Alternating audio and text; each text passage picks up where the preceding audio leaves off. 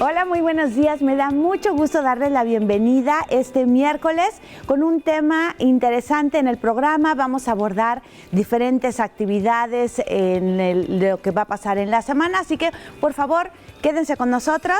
Les va a gustar, les va a entretener, les va a informar. Este miércoles, mitad de la semana, con una mesa redonda que seguramente será de su interés. Comenzamos.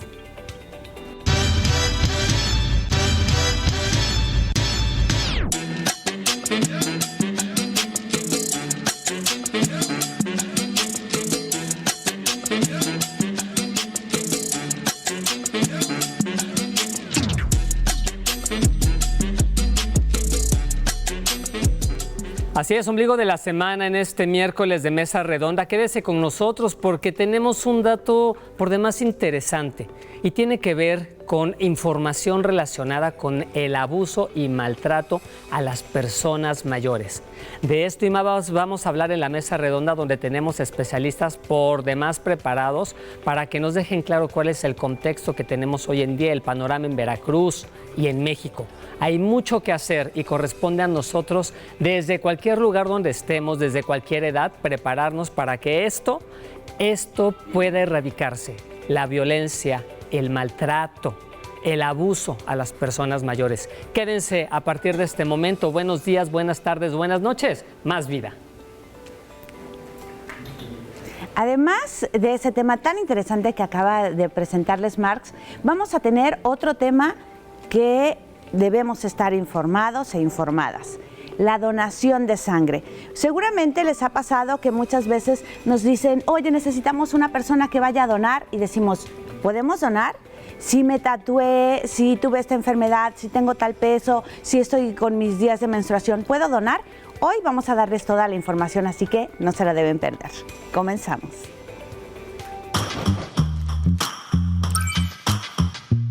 Lo que realmente conozco es la extensión de mi ignorancia.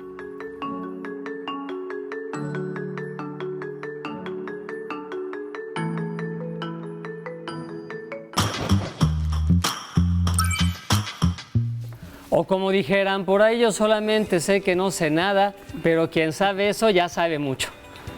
Y hoy sabremos porque seguramente ignoramos muchísimas cosas. Hay gente que podría decir, bueno, yo acabo de donar y tengo esta información, pero aún así hay muchos mitos, ¿no, Marx? Sí, respecto de la donación de sangre, que es una acción voluntaria, altruista y que salva vidas. Me parece que todos debemos de tomar conciencia al respecto.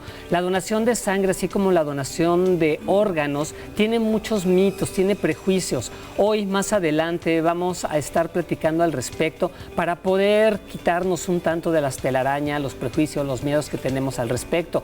Pero también, y finalmente, como lo decía la frase que vimos en cuanto a que sabemos, o lo más que podemos saber, es el tema de la ignorancia y todo eso, o sea, todo lo que desconocemos. Fíjate, Ale, que una vez, justamente en una de las revistas radiofónicas de noticias que tuvimos hace algunos años, con Carla Sánchez, que es quien la conducía. Tremenda conductora y sí, voz claro, de RTV. Besos para Carla Sánchez. Siempre le digo que es la mujer que nació con Bulbasaur Round en la voz. Sí. Y justo, tuve la oportunidad de tener una participación en una sección donde hablábamos de todo un poco. Y el día que le inicié diciéndoles, la verdad es que todos y todas somos ignorantes en muchos aspectos. Ignoramos muchas cosas. De manera natural somos ignorantes. Y lo que a nosotros compete es ir involucrándonos en temas para ir sabiendo más según sea también nuestro interés. Tampoco vamos a terminar conociendo de todo, pero ahí es donde vienen las personas que terminan siendo grandes eruditas, o las personas que al final de cuentas tienen una vasta cultura general. Y es con ellas con quien uno puede tener unas pláticas deliciosas realmente, porque puedes hablar literal de todo. Pero además hay mucha gente que se siente ofendida cuando reconoce que es ignorante de muchos temas. Sí. Y yo creo que no debería ser así, al contrario. Entre más dudas, entre más nos cuestionemos, me parece que podemos enriquecernos mucho mejor. Hay gente que de repente me dice, ¿cómo? ¿Esto no lo sabes?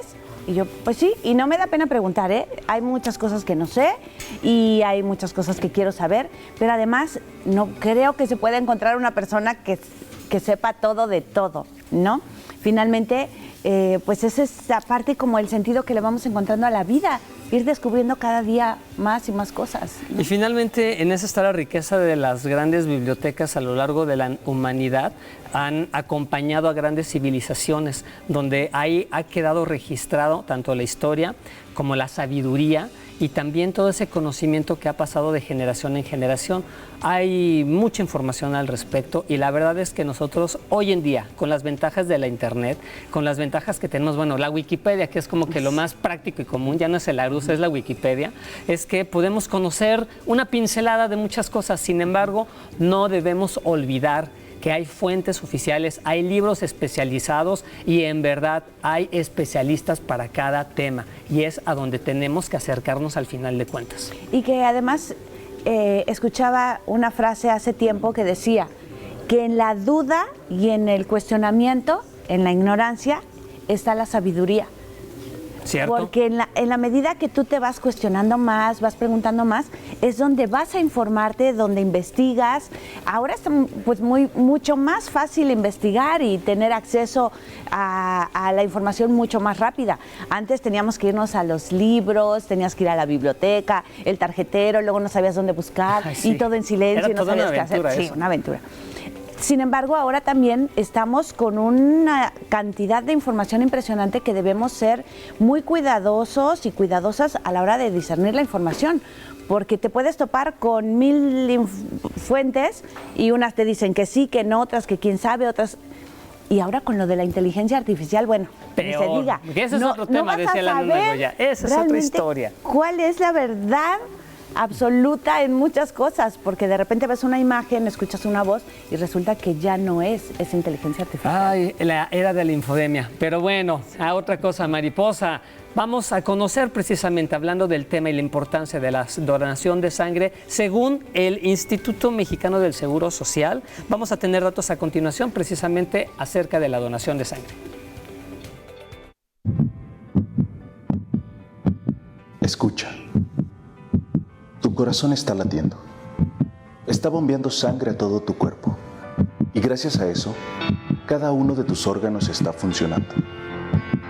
La sangre es vida. Recorre todo tu cuerpo transportando plaquetas, glóbulos rojos y blancos. Es la encargada de transportar oxígeno al cuerpo y combatir infecciones y hemorragias. Lo más impresionante es que ningún laboratorio del mundo ha podido fabricarla de manera artificial. Por eso, es muy importante donar sangre, pues con tan solo 450 mililitros, sí, menos de medio litro, tú puedes ayudar a pacientes con cáncer, leucemia, anemia, quemaduras y heridas, enfermos que necesitan ser operados quirúrgicamente y víctimas de desastres naturales y accidentes. En el IMSS, puedes convertirte en donador altruista de sangre.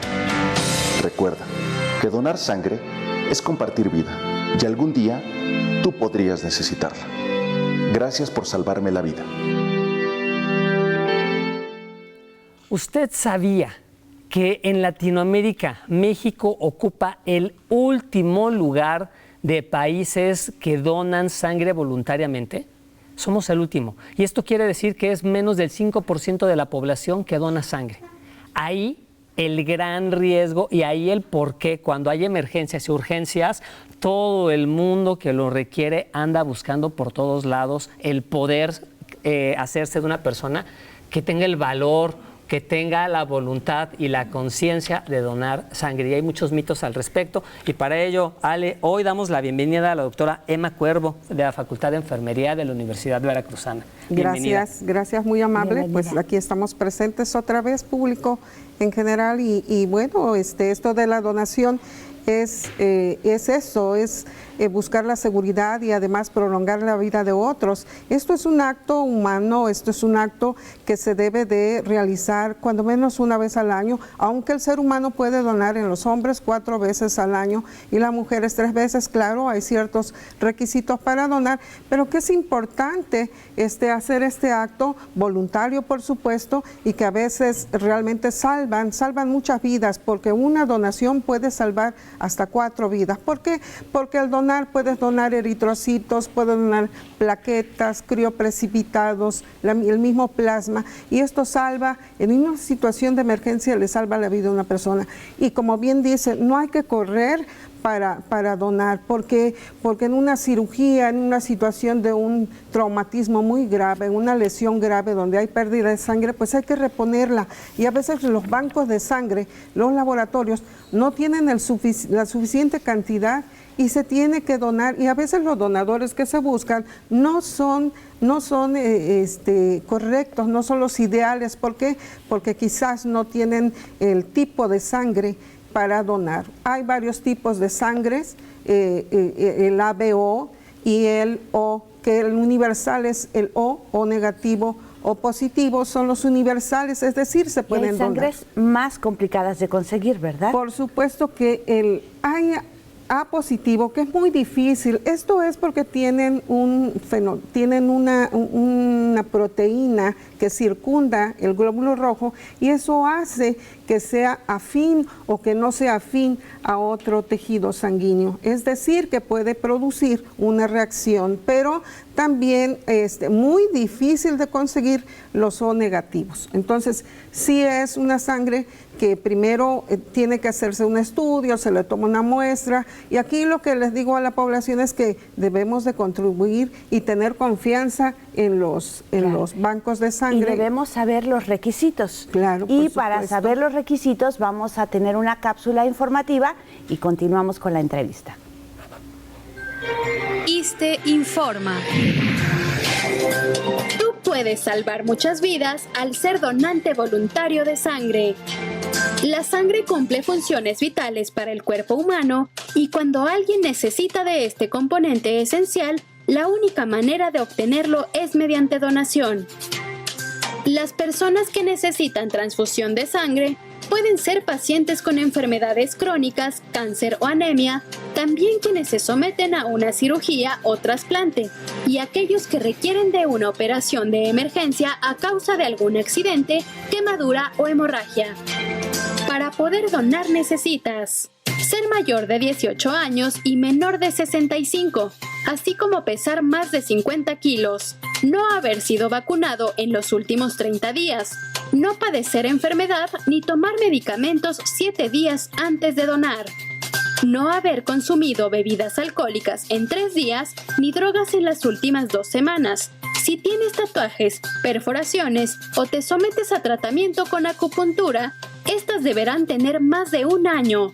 Los aretes en mucosas como nariz, boca o genitales deberán ser retirados 3 días antes de donar. Es importante no haber tenido ningún tipo de cirugía en los últimos 6 meses y no haberse desvelado la noche anterior. Para las mujeres es requisito no estar embarazadas, amamantando o menstruando, y en su caso el último parto debe ser mayor a 6 meses. Debes acudir con una identificación oficial y ayuno mínimo de 4 horas.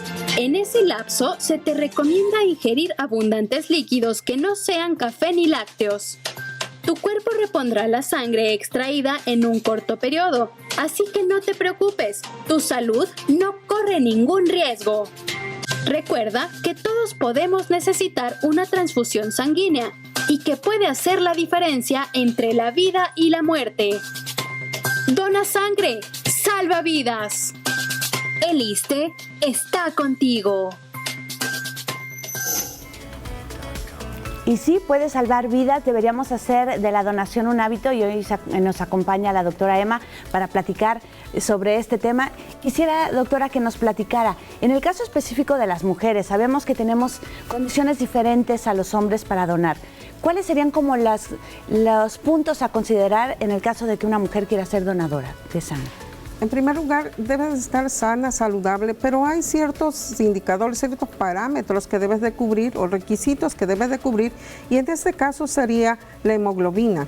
La hemoglobina es las moléculas de oxígeno que de los eritrocitos tienen una molécula que va a transportar precisamente el oxígeno a la sangre. Entonces, generalmente la hemoglobina de la mujer debe de estar por arriba de 13. Si es por abajo, no es considerado correcto. De hecho, ya hay una normativa. En días de menstruación no puede donar.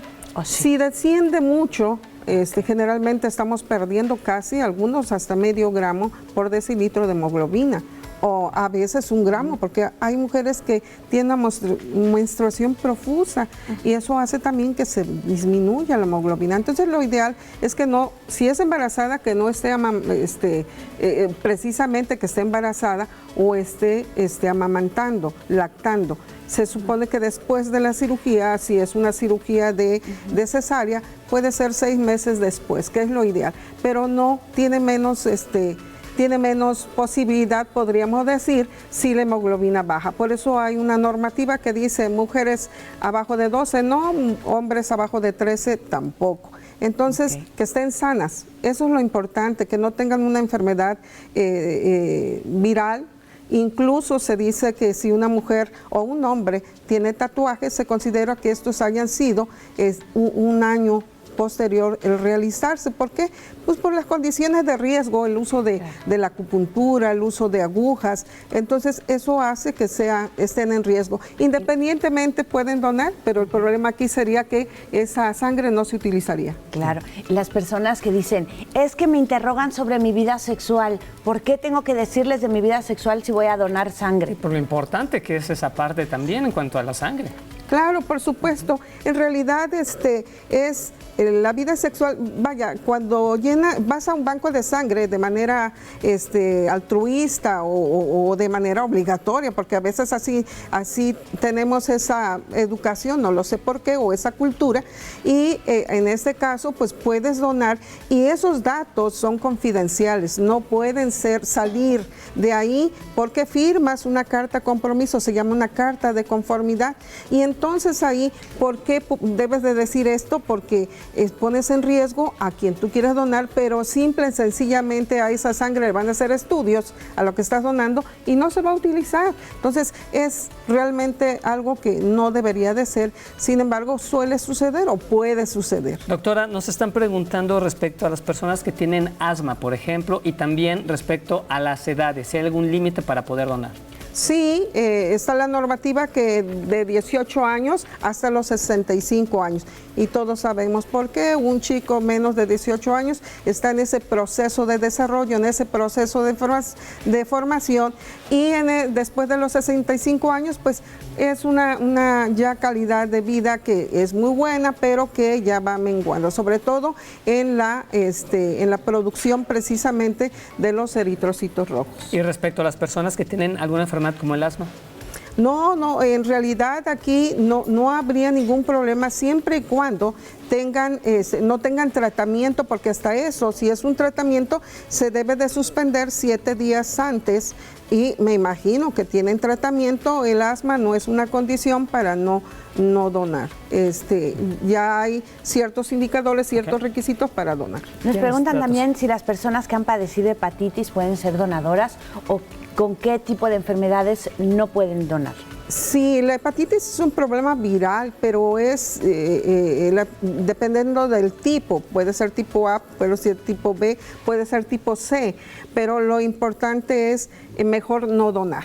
De hecho, ustedes llenan el casillero y ahí les van a decir cuándo no pueden donar. En un paciente que son portadores, por ejemplo, del virus del VIH, ¿sí?, que son portadores, por ejemplo, de sífilis, no pueden donar, hepatitis no puede donar. Entonces ya está todo bien regulado, normado por la Secretaría de Salud. Incluso esto emana de la Organización Mundial de la Salud, cuáles son los indicadores y cuáles son los requisitos que debe de tener para donar. Doctora, importante, nos comentaban en un principio, los hombres hasta 4 veces al año podríamos donar sangre. Sí, es correcto. ¿Por qué hasta 4 veces? ¿Cuánto tiempo el cuerpo vuelve a generar esa sangre que uno donó y cómo se debe de preparar uno antes y después de haber donado? Frijolitos. Sí. De hecho, mi mamá, caldito de frijoles y espinacas. Por el hierro. En realidad, si vas a donar, espérate 2 meses, dependiendo 2 meses, y tomar mucho líquido y comer muy bien para poder restituir tu cuerpo, tu tejido, porque la sangre es un tejido y hay que restituirlo. Entonces, 2 meses y vuelven a hacerte estudios y puedes perfectamente donar.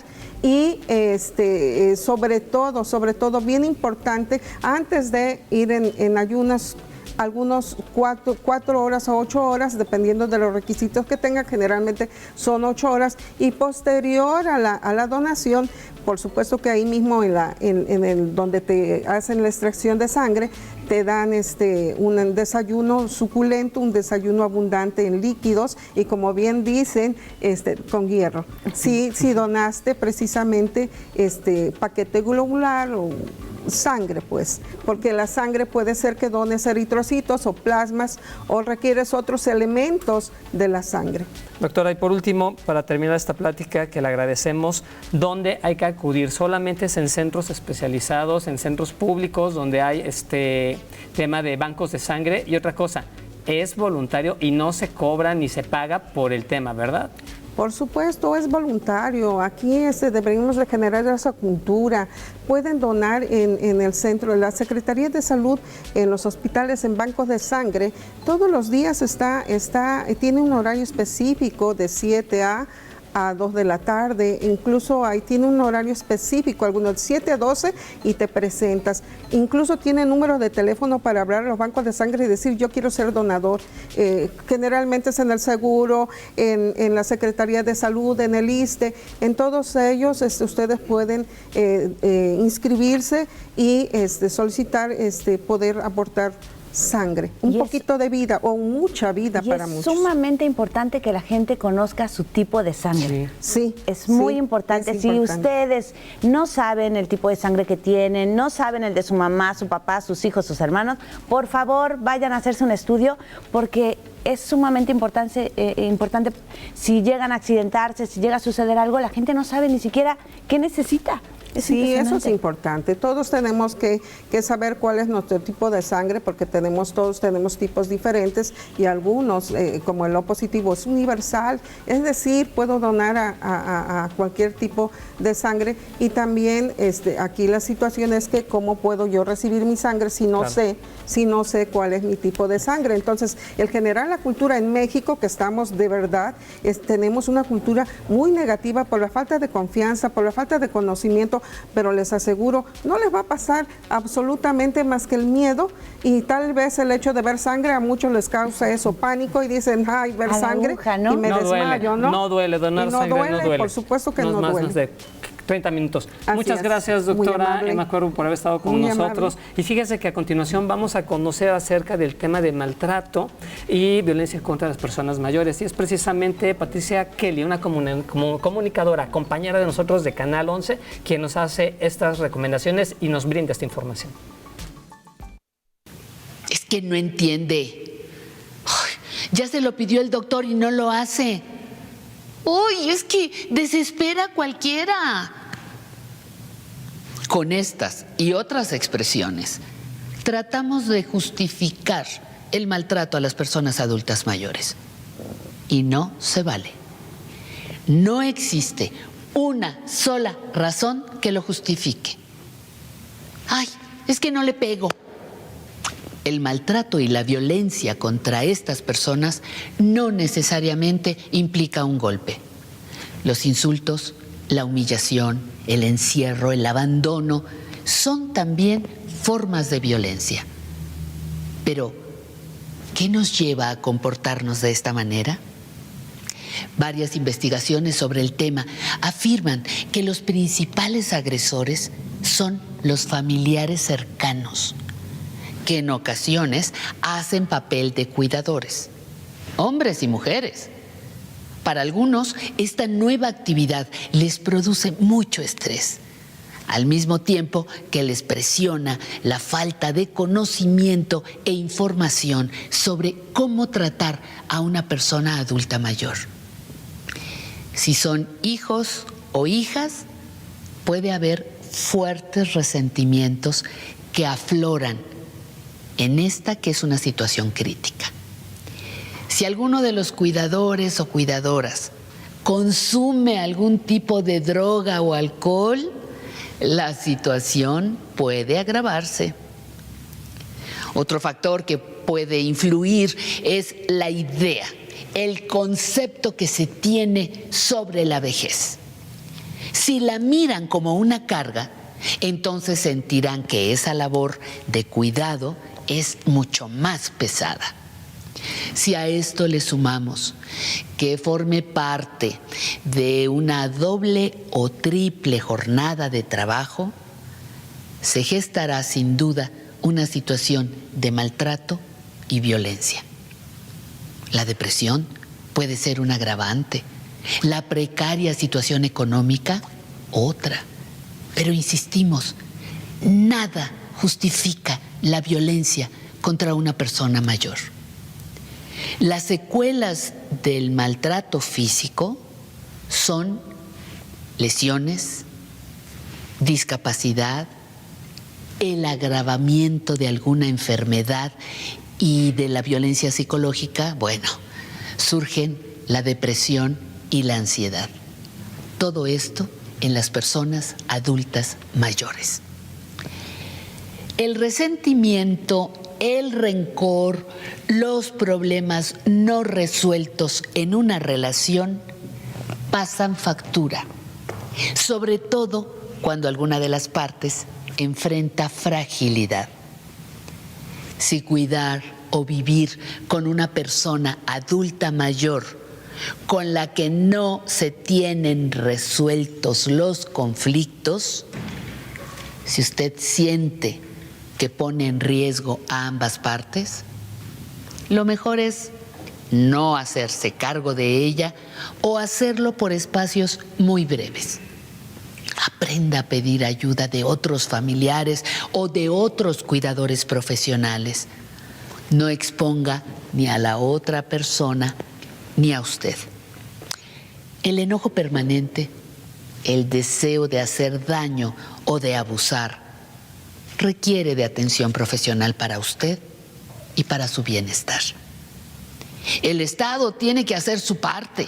Muy pocos países han trabajado en este problema, pero mientras se implementan los planes nacionales, habrá que cuidar lo mejor posible a las personas adultas mayores que ya están cerrando los círculos de su vida. Y qué terrible cerrar los círculos en etapas violentas, pero qué terrible la violencia en todas las etapas, Marx. Es lamentable que tengamos que hablar de estos temas, identificar la violencia, porque mucha gente ni siquiera sabe que la ejerce o la vive. Entonces, hoy tendremos un tema muy interesante. Vamos a tener invitadas e invitados sumamente preparados. Audio Jungle.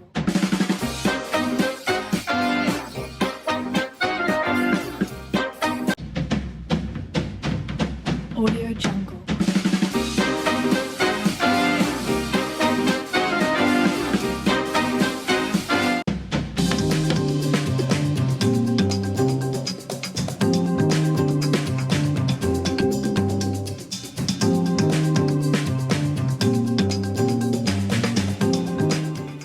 Mesa redonda, y la mesa redonda que tenemos preparada para ustedes este día tiene que ver con el abuso y maltrato a los adultos mayores. Para ello agradecemos a nuestras invitadas y a nuestros invitados, especialistas cada uno de ellos, que nos van a ayudar a abordar este tema, a entenderlo, a desmitificar, a educarnos y a poner estos planteamientos y estas acciones sobre la mesa para visibilizar de este problema social, Ale. un problema sumamente delicado y para ello hoy nos acompañan dentro de nuestras personas invitadas Verónica Rodríguez Estrada. Muchísimas gracias, Verónica, por asistir al programa. Ella cursó la licenciatura en Estadística en la Universidad Veracruzana, posee la maestría en Gerontología por la Universidad Complutense de Madrid, España, así como la maestría en Gestión de la Calidad por la Universidad Veracruzana. Tiene la especialidad en Gerencia de Servicios de Salud para Personas Mayores, Organización Panamericana de la Salud. Tomó el curso internacional Cómo envejecemos, una mirada transdisciplinaria de la Abierta Chile y el curso Atención Integrada por el Envejecimiento Saludable del Instituto Nacional de Geriatría. Además, posee la certificación en Servicios para las Personas de la Tercera Edad por MASAB en Haifa, Israel. Muchísimas gracias por acompañarnos. Gracias. También damos la bienvenida y agradecemos su participación al maestro Juan Schuster Fonseca. Él es licenciado en Derecho por la Universidad Veracruzana. Posee maestría en Sociología por la Universidad de la Sorbona de París. Asimismo, es investigador de tiempo completo adscrito a la Facultad de Contaduría y Administración de la UB, en donde realiza investigación aplicada en el campo de la transparencia y rendición de cuentas en la administración pública estatal y municipal. Es también analista político, experto en partidos políticos y sistemas electorales, pero tiene experiencia profesional como investigador. Fue secretario técnico del Consejo Estatal de Población y subdirector de Atención Territorial del Instituto Veracruzano de Educación para los Adultos. Bienvenido, maestro. Gracias. Bienvenido. También tenemos a Rita Margarita García López. Rita, ya te conocemos desde hace mucho tiempo. Bienvenida a tu casa. Muchísimas gracias. Margarita es médico cirujano y gerontóloga, especialista en reeducación funcional por la Universidad de Sorbona en París, Francia. Es maestra en salud pública y tiene el posgrado en gerontología social y comunitaria en administración de hospitales por la Universidad de Westin. Asimismo, cursó la actualización gerontológica y de reeducación funcional en el Centro Golden Meyer de Haifa, Israel, gerontología social y comunitaria en el Instituto Nacional de Servicio Social de Cartagena de Indias, Colombia, y la actualización sobre reeducación funcional de columna vertebral en Nueva Orleans, en Estados Unidos. Hay nada más tremendos currículums de las personas que nos acompañan el día de hoy. Muchísimas gracias.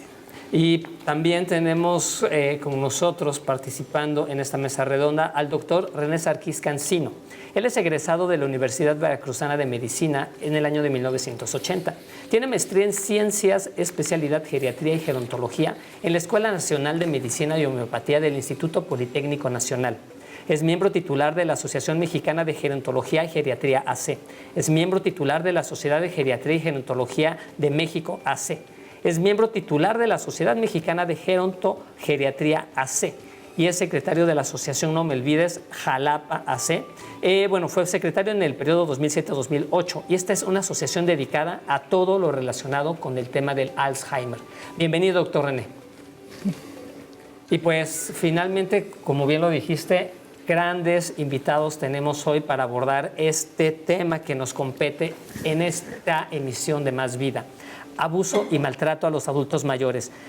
Y justo para comenzar a abordar el tema, vamos a ver el siguiente reportaje que nos invita a hacer una toma de conciencia acerca del abuso y maltrato en la vejez.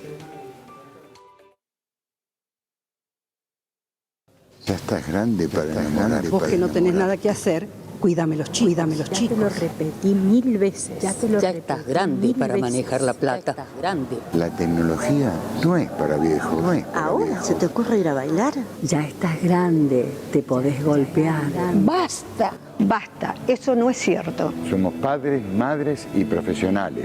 Somos cantantes, estudiantes y profesores. Somos abuelos o no abuelos. Somos artistas, deportistas e intelectuales. Somos y hacemos de todo. Somos personas. Y tenemos derechos.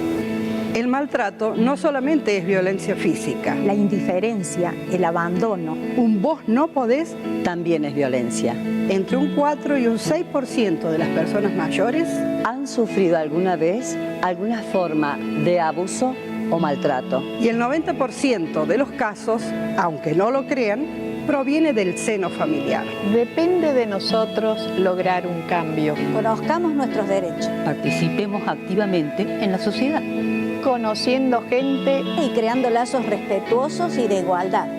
Cuidemos de nosotros mismos. Sobre todo, pidamos ayuda si nos sentimos maltratados. Trátame bien. Trátanos bien. tratarnos bien y tratar bien a las demás personas debería ser un acto de amor diario. Y me parece que las personas que nos van a acompañar el día de hoy no solamente nos van a hablar de esa parte, digamos, médica, de conocimiento, sino de amor, y eso es sumamente importante. Quisiera comenzar, si pudieran decirnos, ¿cuál es el término correcto? ¿Cómo debemos llamarles correctamente? De repente dicen, son personas de la tercera edad, son adultos mayores, son ancianos, son viejitos. ¿Cómo debemos llamarles correctamente y a partir de qué edad están considerados como tal? Bueno, sí. Y me voltean a mí, Celina Pan, que hable. Sí, bueno, hay varios términos, pero si nos vamos a lo que tenemos ya legislado de alguna manera, en este caso por la Organización Mundial de la Salud y lo que retoma el Instituto Nacional de las Personas Adultas como organismo rector de las políticas de envejecimiento, es persona adulta mayor, no adultos mayores, ni los adultos mayores, persona adulta mayor. Hombre o mujer, persona adulta mayor. Ese sería el término correcto. Aquí teníamos un tema, y que Berito maneja también muy bien, donde hablamos del edadismo y de muchos conceptos que se habla. ¡Ay, el abuelito! Es que lo queremos decir con cariño, el abuelito, el viejito, el ancianito. ¡Ay, mijito, mijita! Realmente, madrecita, padrecito. Eso no está bien. Son personas como cualquiera de nosotros, adultas mayores, y cuando a partir de 60 años y más. Que bueno, hablamos de una persona adulta mayor de 60 años y más, una persona realmente en plena actividad, en plena goce de muchas facultades, ¿no? Entonces eso también está cambiando, pero actualmente sigue conceptualizándose de esa manera, 60 años y más, persona adulta mayor. Yo le agrego, cuando es un trato directo en alguna institución, o pues más que nada en instituciones, cualquiera que sea, referirse a ellos por su nombre, claro. Preguntarle cómo se llama, cómo le gusta que le digan, y como bien dice Rita, son personas adultas mayores.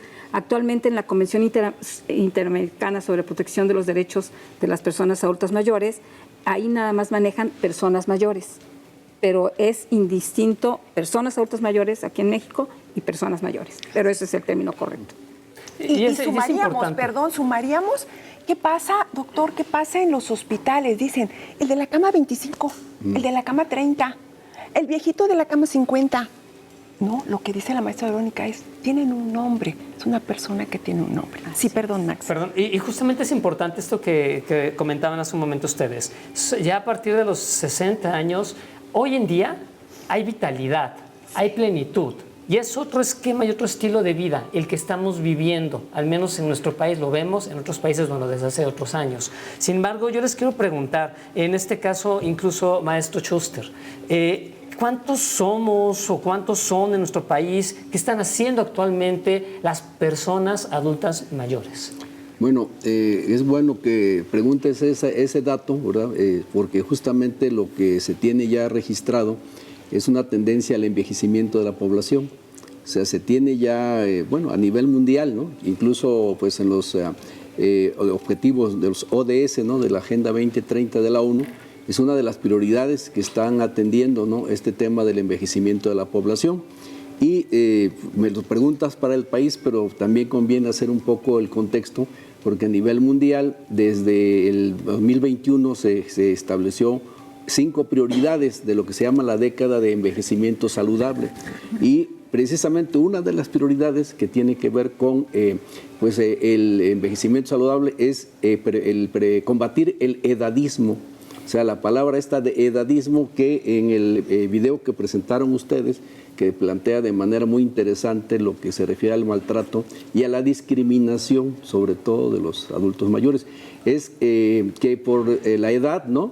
Ya pues las personas adultas mayores no pueden hacer tales o cuales cosas, aunque como se dice, tienen, pues hay adultos mayores que practican muchas actividades, son músicos, maestros, es decir, tienen capacidad, ¿verdad? Y todavía ánimo también para realizar muchas actividades. Sin embargo, se les discrimina por la edad, porque como ya son mayores, ¿no? Ya son viejitos, ya ancianos, ¿no? Entonces ya no pueden realizar esto. Entonces ese es uno de los problemas principales y que está establecido como las prioridades que la ONU señala y que pide la colaboración de los gobiernos, pide la colaboración de todos los sectores de la sociedad para buscar, primero, combatir esto. Y después hay otras prioridades que podríamos ir mencionando, ¿no?, a lo largo de la mesa, pero ese es el punto. Es decir, hay una tendencia al envejecimiento. Se calcula que para 2030 se va a tener ya una mayoría de personas adultas mayores por encima de lo que fue en una época, lo que se llamó el bono de los jóvenes, ¿no?, el famoso bono, que ya no existe, ¿no?, sobre todo para América Latina, ya no existe ese bono. Ha cambiado la expectativa de vida. Completamente, mucho. Así es. Sí. En lo referente al edadismo, es bien importante que cada persona de manera intrínseca no esté pensando, que piense que no es ya un adulto que va en decrepitud, que es una persona que sienta, que piense y que actúe como una persona que tiene todavía condiciones, habilidades y proyectos de vida. Porque hay gente que cuando va avanzando su edad empieza a verse como los demás y siente que es ya una persona decrépita, ¿sí?, por decir la palabra, ¿no? Y es importante que esa mentalidad se destierre de los individuos para que puedan tener todavía funcionalidad intelectual, económica. Me parece, no sé si ustedes estén de acuerdo, pero me parece que parte del asunto violento que viven las personas es que vivimos con roles y estereotipos. Sí. El estereotipo de la persona adulta mayor es que es una persona que ya no entiende las cosas, incluso la gente les habla así como, así no se hace, ¿no? Se les habla de otra manera, como si fueran niños chiquitos, ¿no? Y que también los niños chiquitos sí entienden. Pero además hay una idea de que ya no son útiles, de que ya no son interesantes sus conversaciones, de que ya no tienen fuerza y de que deben estar así como arrinconaditos, ya casi como oliendo a polilla. Y no. Sí, aquí lo importante de eso, y lo que comenta también el doctor, es que la persona mayor se lo crea. Si yo me lo creo, seguramente lo voy a hacer. Mi entorno, mi alrededor, la sociedad y culturalmente se ha visto esa situación. Pero si yo me lo creo, seguramente va a ser así. Entonces, la actitud, finalmente. Sí, la actitud, el optimismo y entonces, ¿a qué le podemos denominar o en qué momento podemos hablar de este abuso y maltrato? ¿Cuáles son estos indicativos? ¿Cuáles son las acciones que nos están hablando que hay un abuso y un maltrato en contra de las personas adultas mayores?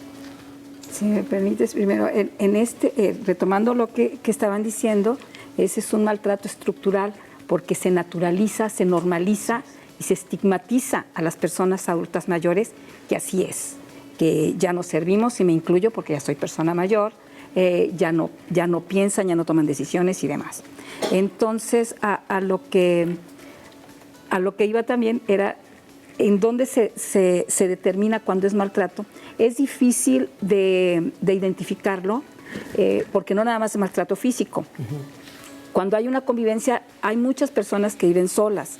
Entonces, cuando hay convivencia, pues se puede ver falta de apetito, falta de interés, pueden ser unas características de que está sufriendo maltrato, falta de interés por hacer lo que la persona hacía, y cuando es cuidada por alguien, la falta de higiene, mala alimentación que tenga la persona, son muchas características, pero ¿qué pasa? Que la persona mayor lo normaliza, no denuncia y no lo dice.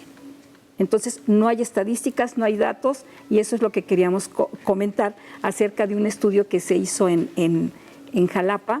Aquí el maestro Schuster, cuando se hizo en 2018, fue de gran apoyo con la doctora Liliana Giraldo Rodríguez, investigadora del Instituto Nacional de Geriatría. Ya se tienen estadísticas. Hay 2 ciudades nada más que tienen la estadística, el dato duro en la República, es Ciudad de México y Jalapa. Y en Jalapa arrojó el 16.8% de personas adultas mayores maltratadas. Se hizo en una segunda etapa a finales de diciembre, todavía no están los resultados, pero muy interesante ese estudio que se hizo, que ahí sí ya salió a la luz cuánto es el porcentaje de personas maltratadas en la ciudad. Veíamos en el reportaje los tipos de maltrato, pero no sé si quisieran comentar los tipos de maltrato que viven, porque incluso alguien podría decir, no, es que en la casa nadie le pega al abuelito, ¿no? Nadie le pega a la abuelita, pero ya no contestan las preguntas ellos, ya todo el mundo contesta por ellos, no los ignoran, ya no se sientan a la mesa. ¿Cuáles podrían ser así como el ABC para que la gente lo identifique, si está siendo maltratadora o si está sufriendo? El maltrato y el abuso tiene varias caras. Una de ellas sería el maltrato físico, el otro sería el maltrato psicológico, el financiero y el de la omisión o negligencia. Esos son los principales tipos de maltrato. Cada uno de ellos tiene sus características que van a hacer que se refleje o se vean los estigmas de las lesiones. En el caso del maltrato físico, se ve que hay personas que tienen moretones, como decía la gerontóloga, gente que tiene desprendimiento de cabello porque le jalan su cabello, han adelgazado, huelen feo, van perdiendo peso, desnutridos. Ese sería un maltrato físico, no se les atiende.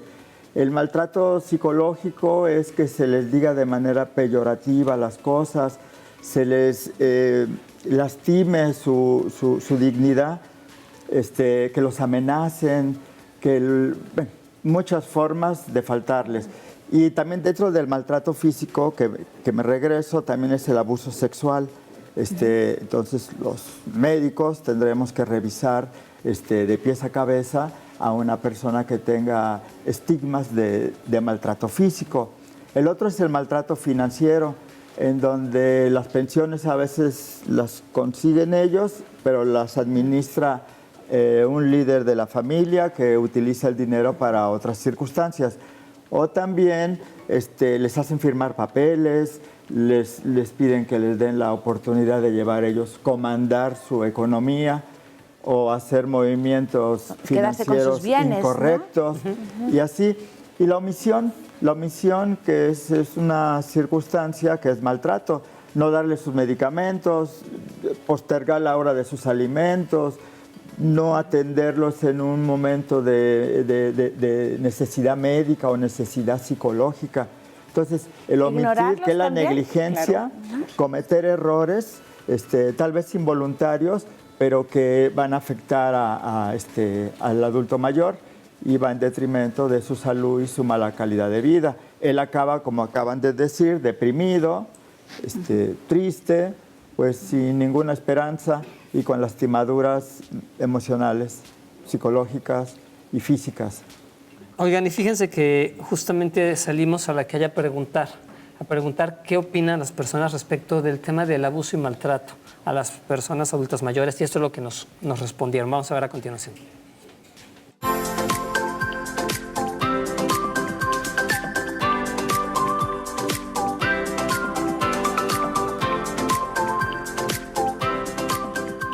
Merecen respeto igual que nosotros como jóvenes, como merecen el mismo respeto que nosotros, como cualquier persona. Sí, sería pues un delito, es un delito grave maltratar a una persona, sí, en mi opinión. Es obvio que deben de respetarlas, pues ya tienen unas facultades menores físicas, pues hay que respetarlas. Imagínate, si pudiera uno la capacidad se podría defender, pero pues con la edad ya no hay mucha fuerza, entonces deben de respetar a las personas mayores. Pues es una falta de respeto, ¿no?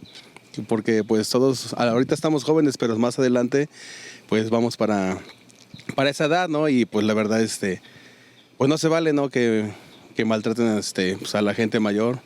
Hay que tenerles pues mucho respeto porque ahorita estamos, mañana quién sabe, y pues la verdad, pues para allá vamos todos, ¿no? Pocas palabras. Hay que tratarlos bien y con mucho respeto y tenerles mucha paciencia porque pues ya son un poco necios y ellos dicen que sí, aunque esté bien, está mal y eso, y no, hay que tratarlos bien. La verdad sí está muy mal. Es muy, ¿cómo se dice? Muy, mucho abuso con las personas mayores. A ver, antes que otra cosa, quiero el comentario de nuestros invitados, porque tuvieron reacciones cuando estuvieron viendo las respuestas del público. ¿Qué nos comentan, Rita, Verónica, maestro Sí, Juan? bueno, primero ellos mismos están ya diciendo, es que son necios. Son necios, ellos ya están tipificando y están haciendo ya un maltrato de alguna manera psicológica a esa persona mayor. Y otro por ahí dijo, no, es que ya no tienen capacidades, ya las personas mayores ya no son igual que antes y no se pueden defender. Defender, me pregunto yo, ¿cómo de quién o de qué? De una sociedad, de una cultura que de por sí está siendo maltratador de las personas mayores, y ahí me quedaría yo con eso, ¿no? Esa es la parte violenta. Quisiera, perdón, enfatizar esto, porque retomando lo que dijo la doctora Verónica hace un ratito de lo que es también ya el maltrato estructural. O sea, no es solamente la percepción que pueda tener la sociedad o la familia en relación a las personas adultas mayores. Los gobiernos, en una época en la que, bueno, pues la Agenda 2030, como lo señalé, marca una de sus prioridades, destinar mayores recursos al apoyo del envejecimiento saludable. Y le pide a los gobiernos que hagan políticas, que generen políticas en las que se destine mayores recursos. Y lo preocupante es que en México parece que vamos al revés. O sea, se ha estado suprimiendo programas, ¿no? Se les está suprimiendo recursos a los programas que pues eran para apoyar a los adultos mayores. Entonces, esa es una situación. Es preocupante también lo que acaba de ocurrir con las normas. 35 normas en materia de salud que fueron eliminadas, ¿sí? Y hay que decirlo, eliminadas porque no tiene fundamento esa situación. Van a llover amparos. Ahí ya están pues no solamente los que seguimos este tipo de cosas, sino las personas que están afectadas por todo esto. ¿Por qué? Porque restringen lo que es la prevención en enfermedades como el cáncer, sobre todo cáncer cervicouterino, en diabetes, en hipertensión, ¿no? O sea, son enfermedades crónico-degenerativas típicas, digamos, de las personas ya adultas mayores. Entonces, los están condenando también a muerte antes de tiempo, ¿no? Porque se está suprimiendo lo que puede ser pues una norma que tiene una explicación. La norma no es algo, en ese sentido, algo inventado o es una ocurrencia. Esas normas tienen un sentido porque apoyan justamente para la elaboración de diagnósticos, para todo lo que tiene que ver con los medicamentos, ¿no? Para atender estas enfermedades. Entonces, esto es muy pues preocupante, diría yo, porque estamos en una década en lo que se está pidiendo justamente es que haya ese apoyo de los gobiernos para fomentar el envejecimiento saludable. Y ahí iríamos, digamos, al tema de las personas cuidadoras, que pueden ser las instituciones o pueden ser las familias, ¿no? Y de repente mucha de esa violencia se justifica tanto de las instituciones como de las familias diciendo, es que no tengo tiempo, no tengo la capacidad, no puedo, o ni siquiera me he dado cuenta que soy una persona violentadora.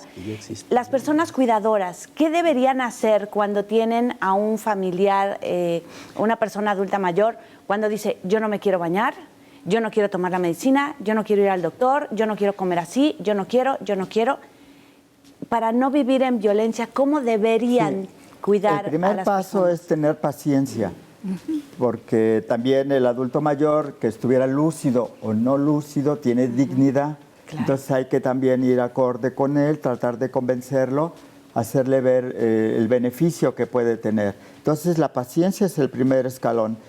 Ya de ahí el cuidador, bueno, tiene que tener las habilidades para poder él alcanzar un manejo de calidad y calidez, porque el cuidador también sufre y es un factor de riesgo para el maltrato, para el abuso, cuando el cuidador se colapsa, que le llaman síndrome de burnout o el síndrome del quemado. Entonces el cuidador también necesita ayuda. Dentro de la prevención, llamémosle primaria, es educar al cuidador, educar a la familia, educar a la sociedad, para que podamos tener resultados benevolentes. Y justamente es aquí donde este tipo de mesas redondas nos tienen que ayudar a hacer esto que nos está diciendo el doctor René, a reeducarnos y a visibilizar, porque si bien nos va, para allá vamos.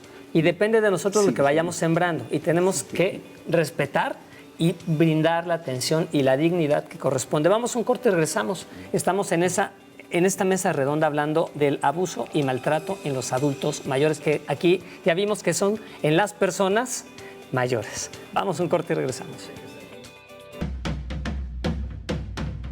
Audio Jungle.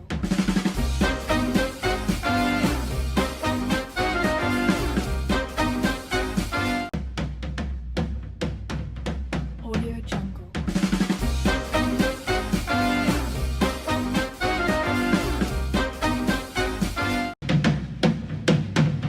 Audio Jungle.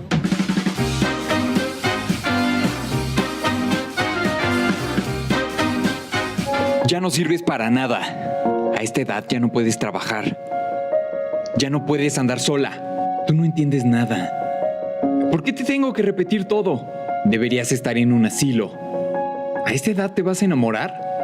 Yo administro tu pensión. Nada más ocupas espacio en casa. Solo estás estorbando. El maltrato hacia las personas mayores es un problema de salud pública que genera consecuencias en la integridad física y emocional de las personas, así como en su calidad de vida, causando sentimientos de soledad, depresión, ansiedad, aislamiento social, ideas suicidas y, en casos extremos, la muerte de la persona. Este problema constituye una violación de los derechos humanos y puede presentarse en forma de maltrato físico, sexual, psicológico o emocional, violencia por razones económicas o materiales, abandono, desatención, exclusión social y faltas de respeto como la desvalorización y discriminación. Este maltrato es ocasionado por la edad, la condición de género, origen étnico y racial, factores socioeconómicos y sociodemográficos, así como la condición de la salud, y suele ejercerse en su mayoría por hijos, familiares en general, esposo o esposa, y en menor medida, nietos. De acuerdo con cifras de la Organización Mundial de la Salud, 1 de cada 10 personas mayores ha sido víctima de malos tratos, siendo las mujeres el sector más vulnerable, sobre todo en rangos de edad de 70 a 79 años. En el año 2020, el Instituto para el Envejecimiento Digno, INED, en la Ciudad de México, recibió 825 denuncias de violencia en contra de adultos mayores. El 32% de estos casos fueron denuncias y atenciones por violencia psicoemocional. Otro 31% corresponde a denuncias por violencia patrimonial y económica. 27% por omisión de cuidados y un 9% fueron denuncias por agresiones físicas. Cuando una persona mayor presenta confusión, insomnio, agitación, agresividad, pérdida de peso, moretones, cicatrices o quemaduras, es probable que esté siendo víctima de maltrato. El Instituto Nacional de las Personas Adultas Mayores, INAPAM, pone a disposición su Centro de Atención Integral, CAI, para dar atención médica y psicológica a las personas que lo requieren. Si requieres de este servicio, comunícate al teléfono 55 56 69 17 76. También, el INAPAM brinda asesoría jurídica gratuita a personas mayores que sufren de algún tipo de abuso o maltrato. Si requieres de este servicio, envía un correo electrónico exponiendo el caso a la dirección asesoríajurídica.inapam@inapam.gov.mx. Pues ahí la información para que tengamos claro cómo identificar y qué hacer. Hay un canal ahí de ayuda en el INAPAM. Y precisamente en este momento damos la bienvenida a nuestro compañero invitado especial el día de hoy. Gonzalo Vidal, que se está estrenando en esta cuestión de ser persona adulta mayor hace algunos días para acá. Así es. Sin embargo, decirles algo, de compartirles.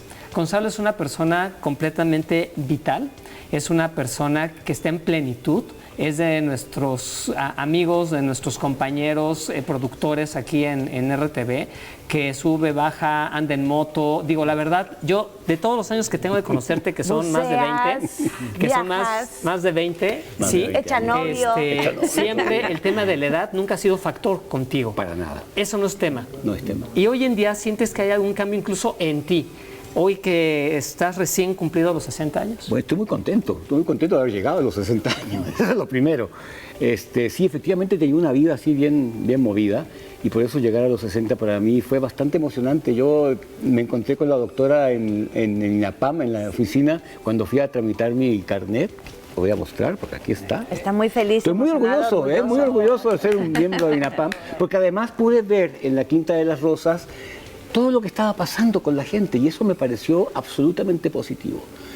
Que los activaban, que estaban con sus mesitas desayunando, que estaban platicando, y me pareció que me vino a la mente la palabra dignidad, y eso es bien importante. Yo creo que tratar de llegar dignos a nuestra vejez, a nuestra tercera, cuarta o quinta edad, es fundamental.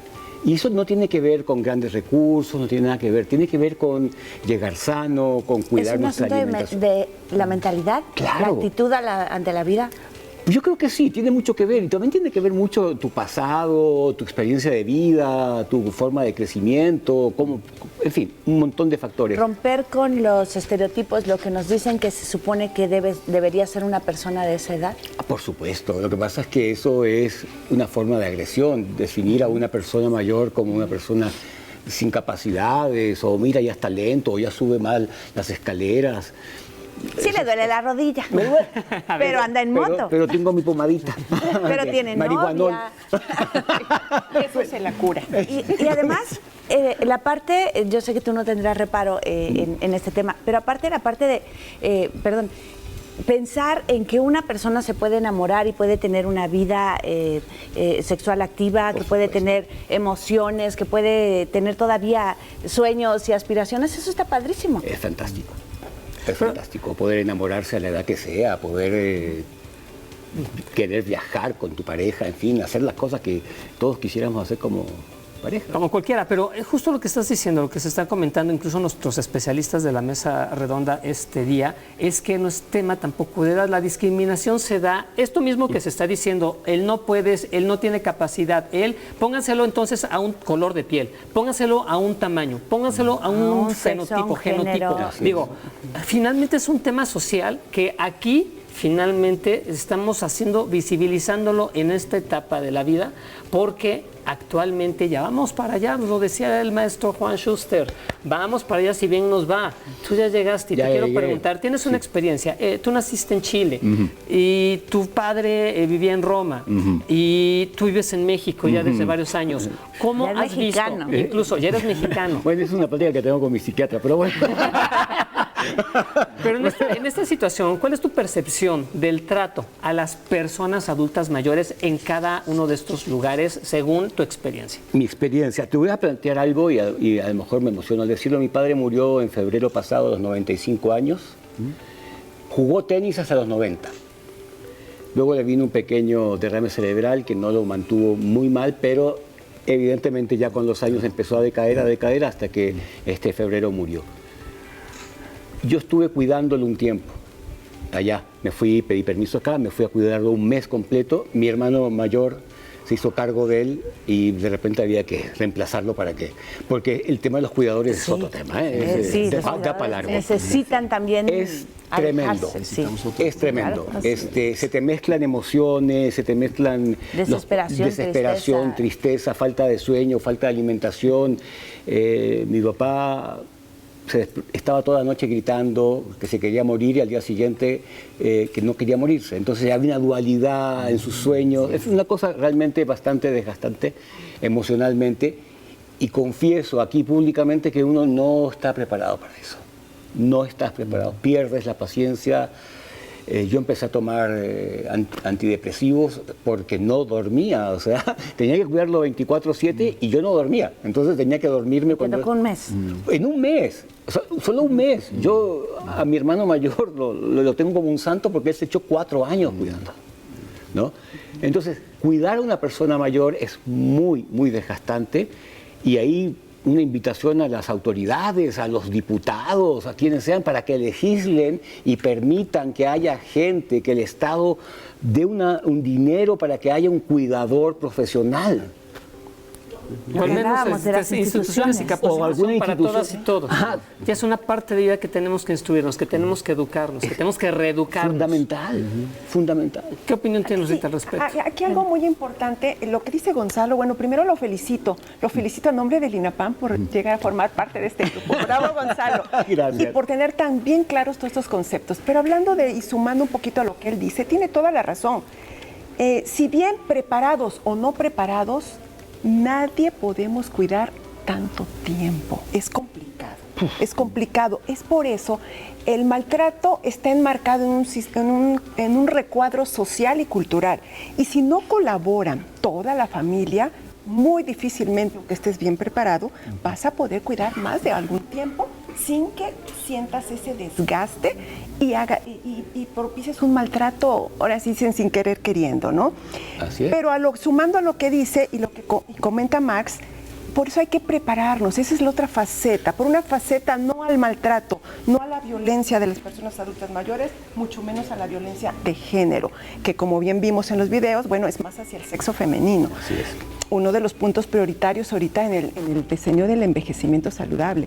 Pero, ¿qué sucede aquí? Que si como personas, desde edades muy tempranas, no nos cuidamos para llegar a un envejecimiento, para llegar a ser de 60 y más, pues por supuesto que vamos a tener ciertas patologías y ciertas causas que van a propiciar un envejecimiento menos autosuficiente, menos autónomo, y de ahí la consecuencia de ser dependiente.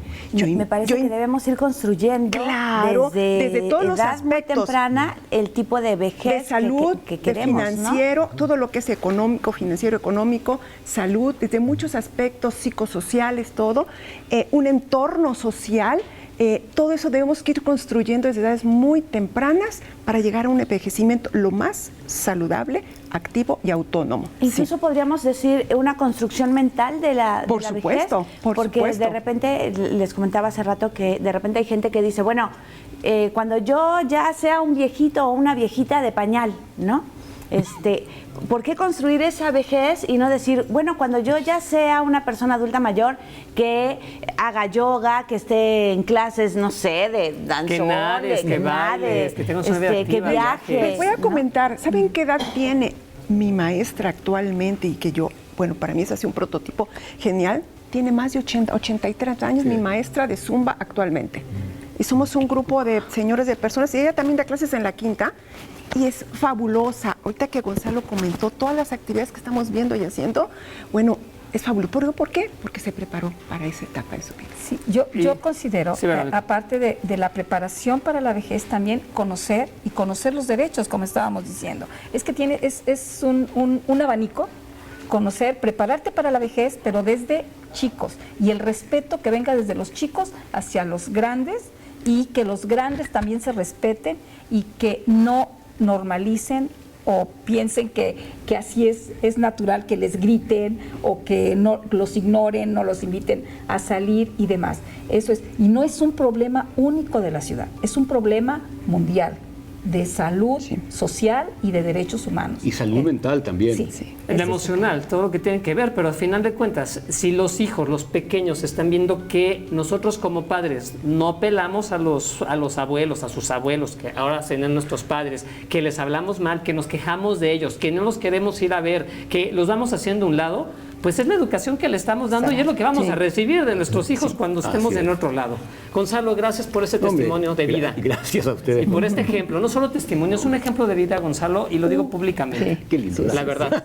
Oigan, y justamente salimos también a preguntarles a ustedes, ¿qué es lo que piensan? ¿Ustedes piensan que como familias actualmente estamos preparados para cuidar a nuestros adultos mayores? A continuación las respuestas.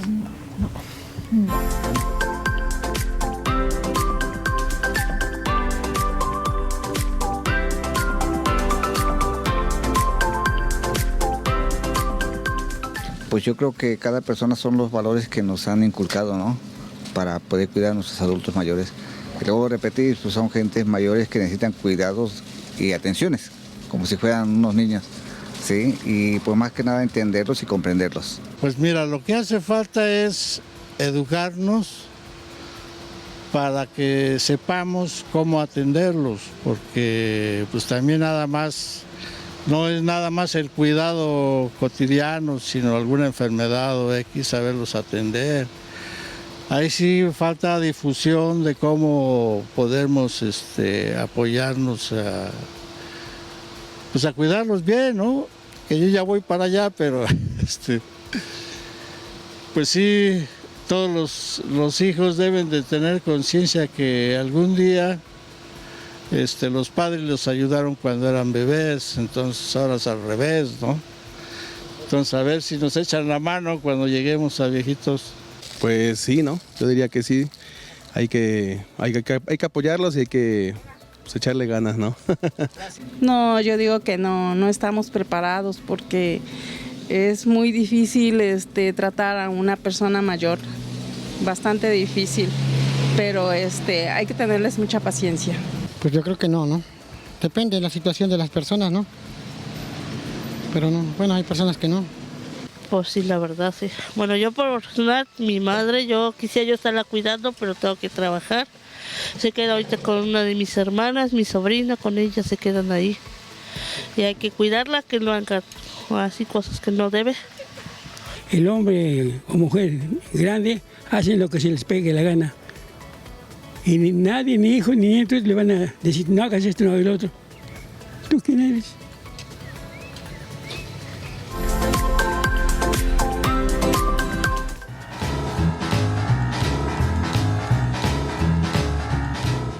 En el cuatrienio pasado del Ayuntamiento de Jalapa, con Hipólito Rodríguez, yo formé parte de la Comisión de Antidiscriminación y estaba conformada esa comisión por personas que han sido discriminadas y maltratadas, indígenas, enanos, homosexuales, viejos, y yo era el que representaba a los viejos. En esa época conté un suceso. Fui a solicitar un crédito a una tienda de esas departamentales y me lo negaron por viejo, por anciano. Esa es una forma de maltrato. Y así como eso hay otras formas de maltrato. Sé de algunos amigos que han ido a sacar una licencia de conducir y se la niegan porque ya pasa de 60 años. Y no porque no vean bien o no porque tengan algún problema, sino simplemente porque ya están viejos. Imagínense ustedes que eso es pues una manera de discriminar. Y pues en la vida y en la naturaleza, pues las divisas que permiten a los depredadores atacar son la debilidad por ser demasiado joven o por ser demasiado viejo. Así es que acuérdense, porque a los viejos nos tienen en la mira. Vale la pena comentar y añadir que cuando hay discriminación hacia los viejos, podemos recurrir al ayuntamiento de la ciudad, que tiene una comisión especializada y una oficina jurídica que procura resolver ese tipo de formas discriminatorias. Pero también les recuerdo que en el Código Penal ya existe el delito de discriminación, y cuando se comete en contra de los viejos, en nosotros los viejos nace el derecho de denunciar el delito de discriminación por la vejez que tenemos, y la autoridad tiene la obligación de actuar de acuerdo a los términos que la ley señala.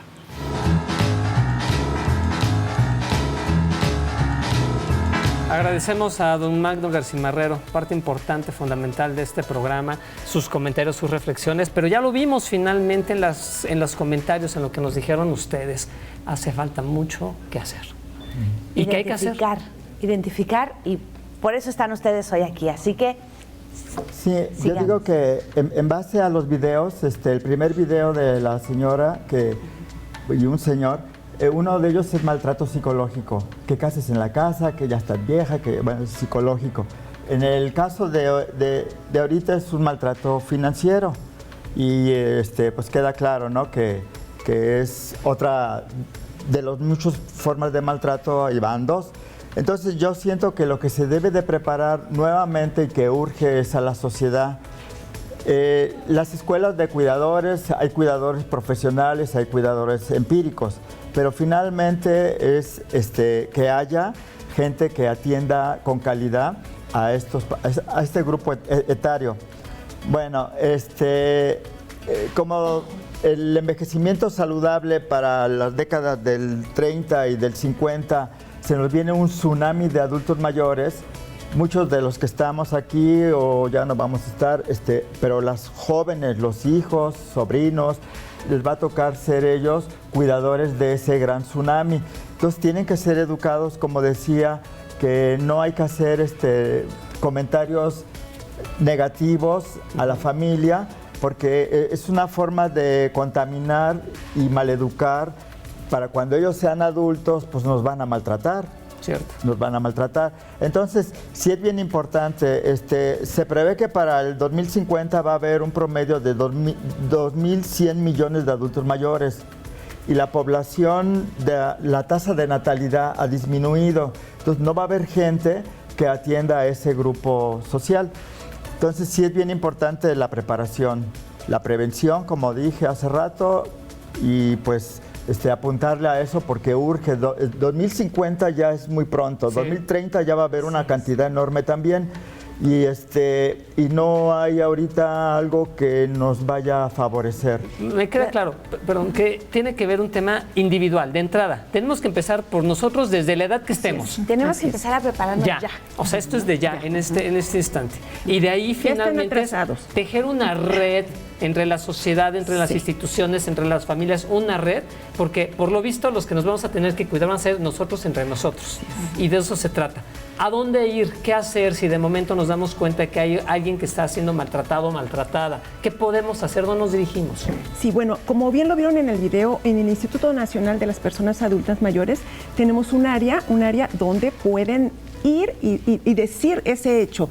Sin embargo, aquí mismo en el INAPAN, en el estado de Veracruz, sin embargo, aquí lo importante es esto, que sabemos, y son estadísticas de alguna manera que nos están dando, pero que la mayoría no han sido esas estadísticas comprobadas. ¿Por qué? Porque la gente cuando quiere reportar ya no llega, ya no va. Ese es el problema. El problema es ese, que lo vemos, puedo poner entre paréntesis aquí lo que yo atiendo diariamente, de 10 personas, 9 sufren de maltrato. Es una estadística muy alta, pero es una estimación. ¿Por qué? Porque no lo tengo documentado. Porque la persona, cuando le quiero decir, póngalo documento, ya no.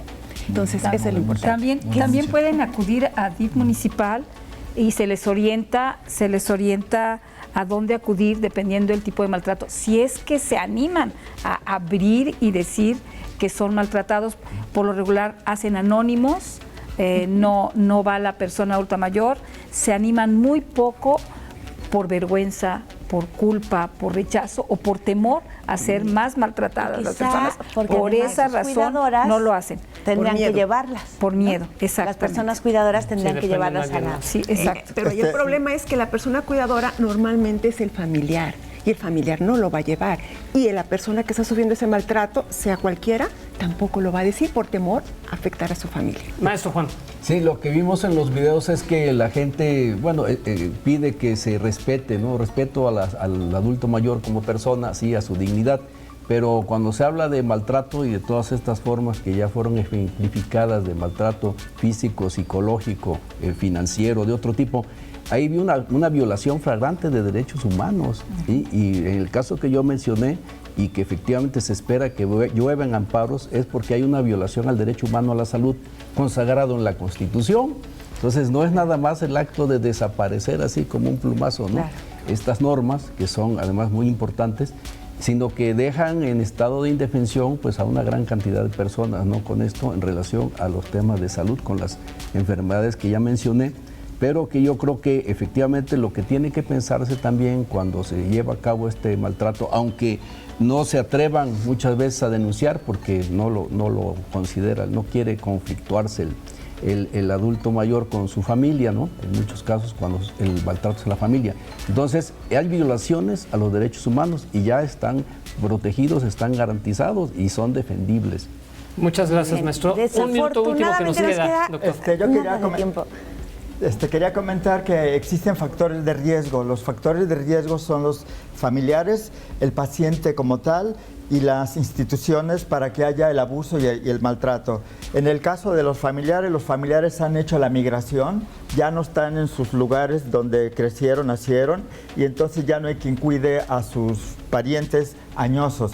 Entre otros otros más factores de riesgo que no están preparados y que tienen actividades diversas. A nivel de factores de riesgo institucional, la sobrecarga de trabajo para los que están atendiendo las camas hospitalarias y que pueden hacer algo y todo ello, no les da tiempo. Y por el otro, que factor de riesgo es el paciente como tal. Primero, un factor de riesgo importante es, como lo vieron, es mujer. La mujer es la más atacada, la más violentada. Y el otro factor de riesgo es pues el paciente que es mujer y otros más que tengan problemas psiquiátricos, enfermedades crónico-degenerativas que demanden atención permanente y constante. Muchas gracias a todas y todos. El tiempo es muy breve. Algo breve, les agradecemos una encomienda. muchísimo. Las personas mayores no quieren que los coches se les vayan encima. Okay. Me lo encomendaron 1000 veces. Por favor. Cultural. Gracias. Tenemos que hacer una segunda parte de todos estos temas, que hay más que aprender y que reaprender. Recuerden, la palabra educa, pero el ejemplo arrastra. Gracias.